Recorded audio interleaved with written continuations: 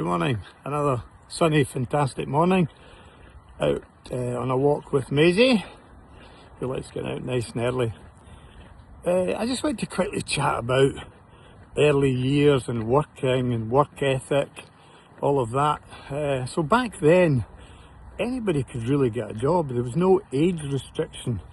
So I was brought up in St Menstrie, and near me there was a potato van, and he was actually called Tatty Harry, if anybody from Menstrie can remember. And I went to work with him, which he was quite a character, but it got me out there, got me making some money, and I quite enjoyed it. I really did quite enjoy it. But soon after that, I decided to start my own paper round. So back then, there was lots and lots of paper rounds, lots of newspapers sold, so there was plenty of work. But the traditional method, to be honest, was to go to a newsagent and say, I'd like to be a paper boy. Say, fine, no problem, this is what you do, and you get on with it.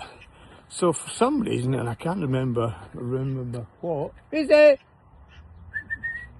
Sorry, my dog's just gone one. For some reason, I decided to start my own paper roundup. So how did I do that? Well, I knocked the doors basically and said to people, would you like your papers delivered? And that's what I did. And I remember back then it was 5 pence a week, 5 pence a week and 5 pence for the weekend that I used to charge, which is absolutely crazy. But the good thing about it is that I was round delivering, I was also around collecting the money, so we were making contact with the customers.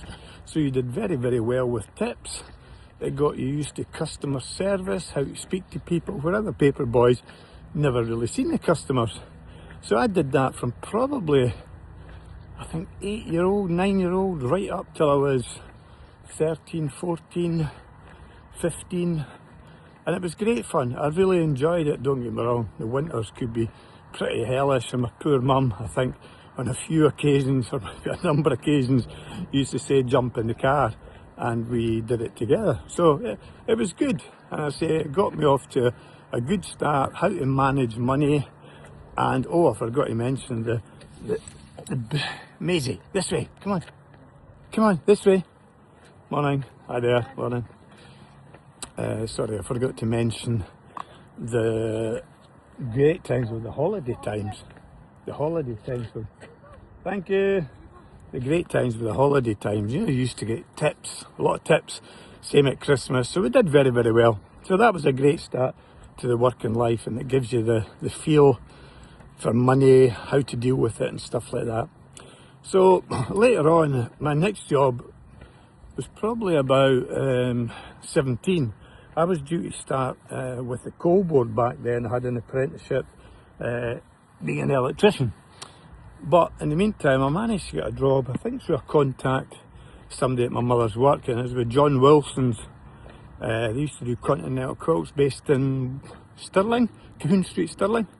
That was brilliant, I absolutely loved it. You're in the factory sorting all the quilts out, and then you were out on the road with some of the drivers whose name escapes me. They were great characters, honestly, brilliant characters. At that age, you know, you're keen to learn about everything in life.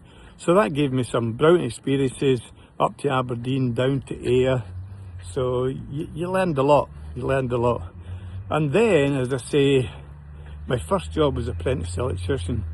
Back then it was get a trade, do that. Anyway, I went to be an apprentice electrician, and to be honest, that just wasn't for me.